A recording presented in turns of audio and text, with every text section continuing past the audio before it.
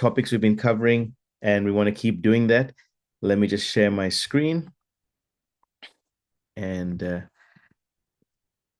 let me know if you guys can see that once I press play.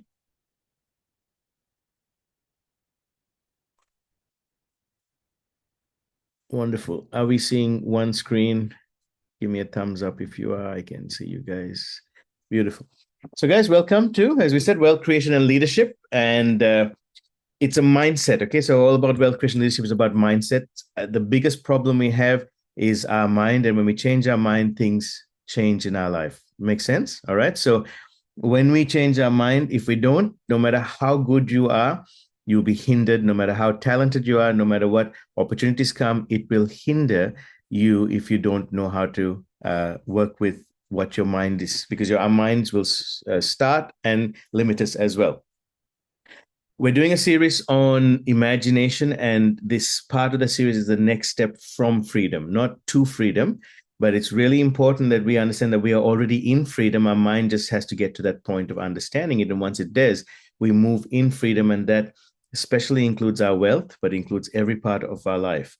I love this picture as Hyacinth was talking and Margaret was talking about, finding the right group to run with. Guys, find your tribe. I always say fly with the eagle, hunt with the lions, find your tribe. Find that place where you can feel like it's not that everything's going to be great when I find my tribe. It's that when I find my tribe, I have the ability to dream bigger, imagine further, go harder, because I've got someone watching my back, someone behind me, in front of me, next to me, and that is very powerful. So if you haven't already, find it. And yes, Hyacinth, I like what you reminded us of what Papa Luke says. We are a family that stays together, grows together, and changes the world together. Awesome. So last week we talked about the power of thought, and for anyone who missed out on that, please get the recording. And we talked about how thought is a very powerful. It can either be constructive or destructive, and the power of your thoughts, how you handle them, are very important. And Heisen gave us a bit of a summary from that. We've been talking through these 5 questions that I started a couple of weeks ago, and we looked at question number 1: what would happen if you inherited $10 million? Now, today I want to look at, and we'll see how we go with time, on if you had 6 months to live, what would you do with your remaining time on Earth? Okay.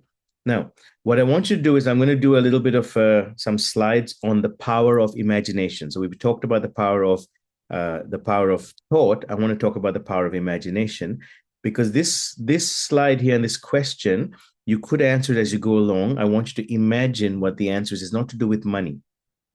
Okay, the previous question was to do with money, and we broke it down into a lot of, what were examples of what would I do, what would it look like, how much would I use in each situation. I'm just going to try and find my slide here. Yep, it's over here. So we broke it down into this sort of information when we did question 1. And again, if you missed out on this, just get the recording, get the slides, and do the exercise, right? So this is the question we did last week, and we broke it down into monetary understanding, which is really helpful, about personal giving beyond yourself, about personal enjoyment, personal debt and assets, and legacy assets. Okay.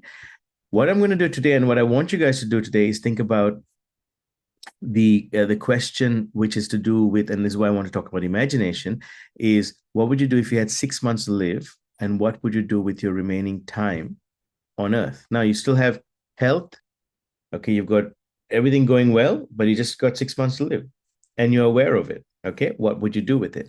And I want you to use the power of imagination, jot down some ideas and thoughts as I talk about the power of imagination. Now, this is powerful, guys. As I was preparing this, I was getting excited about this, the power of imagination.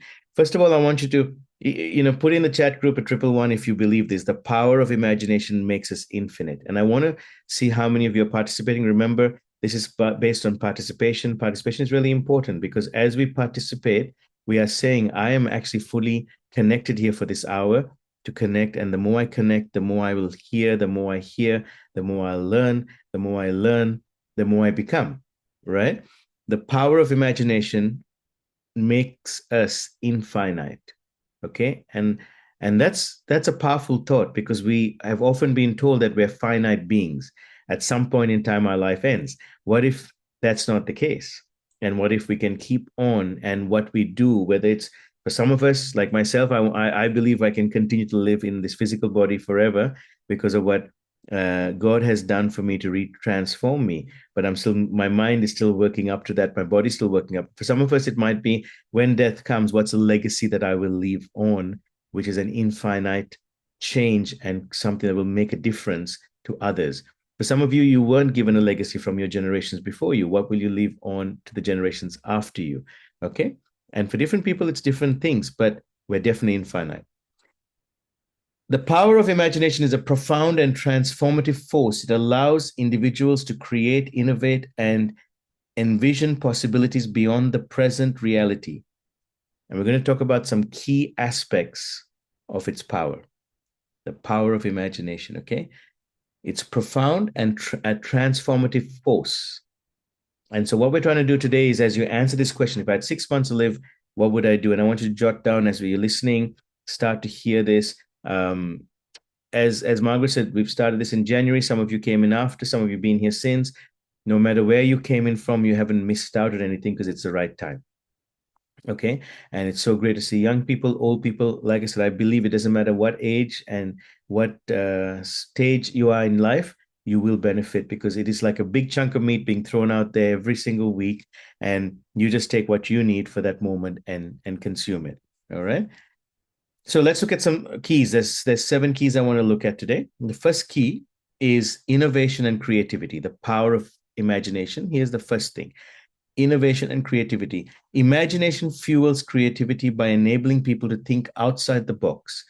It helps inventors, artists, and scientists capitalize novel ideas, novel ideas and solutions that don't yet exist. Okay. Now, I want to give you some examples, and then I want you to think about, is this resonating with you as part of your imagination? Walt Disney imagined a world of fantastical characters and stories, creating an entertainment empire that brought magic to millions. Okay, are you one of those that imagine innovative and creative things? And I know some of you have been talking about it in the group, have been talking to me about it. Some of you might have ideas that you haven't thought about speaking it out, but maybe too afraid to, thinking this is too crazy an idea. But I want to tell you, in history, we've got people who have thought it through. Thomas Edison imagined a world where darkness could be banished with a flick of a switch, leading to the invention of the electric light bulb. All right. Now, I was doing some study on Thomas Edison, and man, he didn't just invent the light bulb. Now, this is imagination, is innovation, creativity. Remember, there's 7 aspects I want to share with you on today. I want to talk a little bit more on Thomas Edison, though, for just a moment.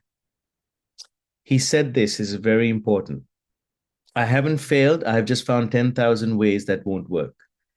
Okay, because he took 10,000 failures on 10,000 minus 1 failures before he invented the light bulb. But he just said, I haven't failed, right? Why? The power of imagination. Now, when Margaret said about even financially, she said, I've been given a second chance. What's the second chance going to entail? Is it going to entail just putting something in once and all of a sudden everything's going to be successful? Or is it going to be entailing a whole lot of small steps in the second chance where you take information, you simulate information, you begin to invest, check how it's working, jump in again, jump out. Some will be failures, some will be successes, some will be failures, success for a certain time, and then you learn how to jump out at the right time, etc. Like the bull market that's coming with the crypto. For those in jumping in, we know that it's buying in is great. There's a time to buy out, right? In any business, startups, there's going to be humps along the way. How do we pass through those? Businesses that are matured, we won't get as big a return, but those are, they're going to be there for the long haul. How do you work through all of that? Having assets, how do you work through the asset side of things? Okay, you guys getting that? But this part got me about Thomas Edison. I never knew this, and I don't know if anyone else did or not. And if you did, put in the chat group. He said this: the doctor of the future will give no medicine, but will instruct his patients in the care of the human frame, in diet, and in the cause and prevention of disease. Now, guys, he said that in 1903. He imagined, we haven't seen it happen yet, right? He imagined this. But in 2010, a doctor called Dr. Eric Plasker, who I don't know. I don't know him, and I'm going to study more about him, said this: the doctor of the present will give no medicine, but will interest his patients in the care of the human frame, in diet, and in the cause and prevention of dis-ease, and be present. Wow. I don't know if you're getting this, but I am so excited about this because what is it saying? Someone in the 19th century, over 120 years ago, imagined something of the future. Someone took that and in 2010, which is about 14 years ago, re-echoed it. Maybe he knew about it or didn't know about Thomas Edison. I didn't know about what Thomas Edison said till just today. The power of innovation, of our imagination through innovation and things to come is very powerful. And I want you to think about that. If you had 6 months to live, what would you pen down? And don't restrict yourself. What would you do that you had thought about all your life? I need to get this done. What are those things? I want you to write them down, no matter how crazy they sound, or how small they sound, or how big they sound. And remember, you're not sick with cancer or anything like that. You've got good health. Your mind is in total order. Okay. Number two, the power of imagination. Remember, I said 6 keys: power of imagination, the problem solving.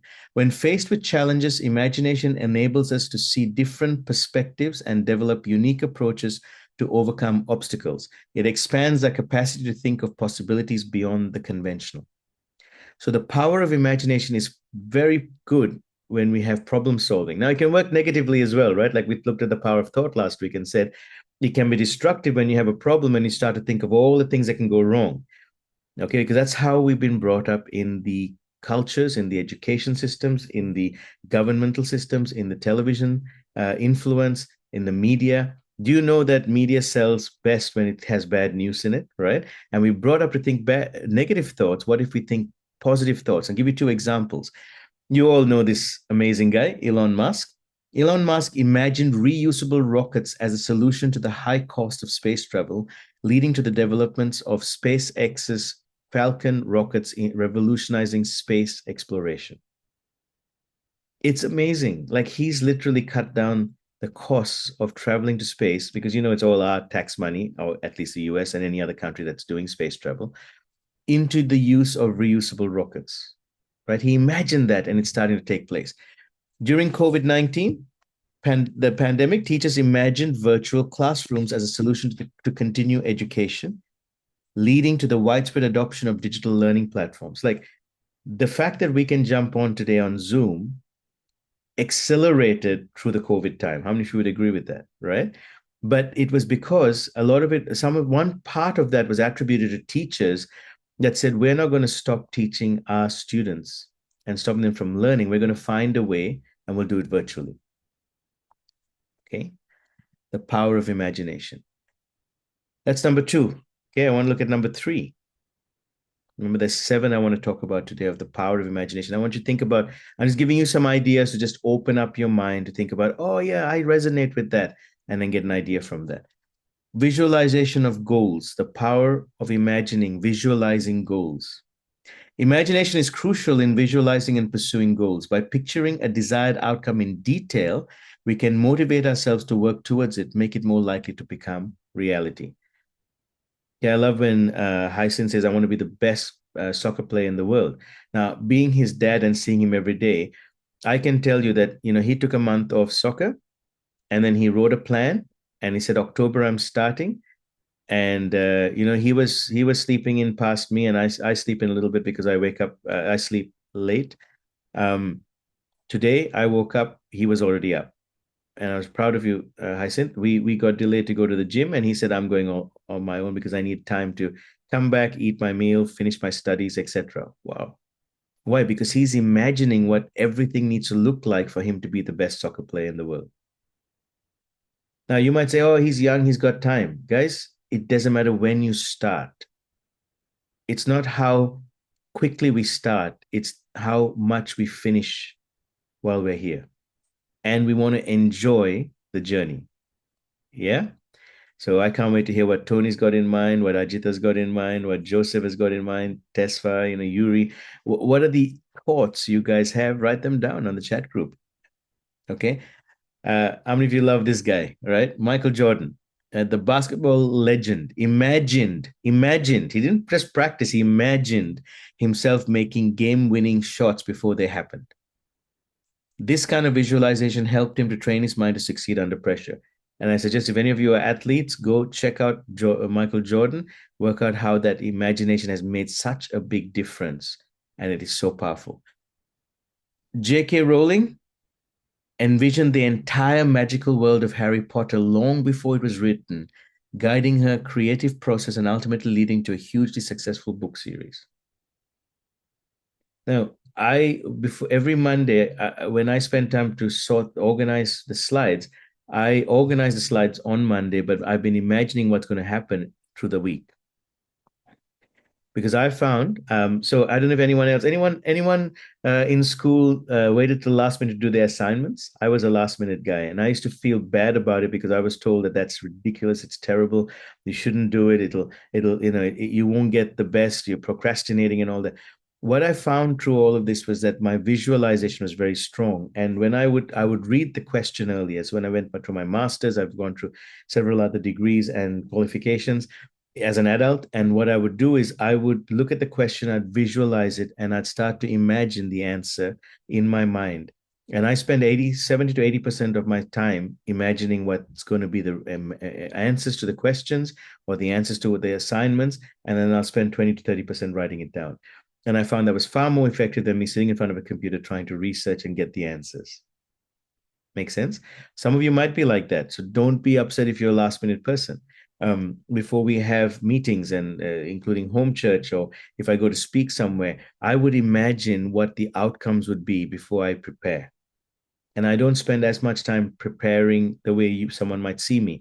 I remember being in India, and we're going to be going again in October this month, which is exciting. But I remember being in India a few years ago and being in a community where it was a church community that called me to come, and they were I was sleeping in this young man's room. Interestingly enough, it's the same person we're going to go to, Ross, and visit again. And I was sleeping in the room, and it was very hot. It was about 45 degrees heat. They had the fan on. They had a mattress that was covered with polythene because it's just been bought newly. So I was sleeping on a polythene, so it made it extra hot. And every now and again, when I would open my eyes, I'd see them sitting outside just watching, looking in, just seeing what I was doing. And anyway, I just carried on. And after about 4 days, 3, 4, I was there for, sorry, but yeah, about 3, 4 days. So about the second or third day, they said to me, very curious, we don't see you praying or reading the Bible. You just rest. And then you go to the meetings and we see big miracles taking place. Why is that? I said, well, everything's happening in my mind. Everything's happening in my imagination because I know I spent 10 years just reading and consuming the Bible, and the scriptures are in me. And I just look to reiterate them in my mind, and I spend time in my imagination, and I see the results in a greater way. Okay. I'm not telling everyone to do that, but I'm just saying that I found this particular principle worked really well for me. Write in the chat group what's worked well for you guys. The fourth one, so there's 7: empathy and understanding, the power of imagination. Empathy and understanding. Imagination also allows us to step into others' shoes, fostering empathy. This is very important. By imagining the experiences, thoughts, and emotions of others, we become more compassionate and understanding. One of the things I remember of one of my favorite or the most important hero, mentor in my life, Jesus, was that he never felt sorry for anyone. He had compassion for them, but he never felt sorry for them. And I think, Margaret, we were discussing that with you, me, and Rubika today. Never feel sorry for someone because you empower their weakness or their struggle or their situation. But instead, if you have compassion for them, it's a powerful imagination because you begin to empathize with them, not just sympathize with them, and you begin to walk in other people's shoes. And that is a powerful place to feel connected and to produce solutions. Anyone read or heard this book, To Kill a Mockingbird? Powerful book. Amazing. In school, we read that. I see Tony nodding his head. You guys still read that today? Amazing. I love this book. Authors like Harper Lee used imagination to convey empathy in their works. In To Kill a Mockingbird, Lee imagined the injustices faced by marginalized individuals, encouraging readers to see the world through their eyes. If you haven't ever read this, or I mean, the book's better than the movie, but if you haven't read this, read it. And if not, get the movie. Role playing exercises in training programs, such as those for healthcare workers, require participants to imagine themselves in the place of patients, helping them become more compassionate caregivers. That's powerful, guys. That's powerful. Okay. So in the power of imagination, can you see how in different areas it can work? Okay. Can you see how you might have been imagining outcomes and situations and not realizing it? I was at the gym today with my wife, and I was doing a warm up, and I was realizing something for the first time. I will never. I mean, I knew I was not doing this properly, but I didn't know why, and I realized it today because of this very thing. I wasn't fully. I wouldn't do my stretches fully in certain type of stretches that looked a bit complicated. I wouldn't do my push-ups. I wouldn't go all the way down and bend my elbows all the way down. You want to know why? Because I felt like when I was stretching, I was doing this body movement where I was twisting my whole body and putting my hand under my other arm to stretch my back. And I realized today, the power of my imagination. I kept thinking I was going to injure myself, even though I'm warming up, right? So when you become aware of your imagination, the power of imagination now takes over and it does something very powerful. But it can also be destructive. Does that make sense? And we want it to be constructive. That's important. Okay. So hope that helps some of you guys to think about if you had 6 months to live, you might grab something from your imagination that's empathetic and understanding that you want to create a solution for. Okay. And I want you to think about that because this is all relating to your purpose as well. Okay, Hiromi, we talked about, what's your purpose? What do I have my calling? This will all relate to that as well. It helps us on this journey. Number 5, emotional resilience. This one is a powerful one. I know this one's helped me immensely when I went through my bullying days back in the day. Imagination provides an escape during difficult times, allowing us to envision a better future or immerse ourselves in comforting thoughts. It can help alleviate stress and provide a mental refuge.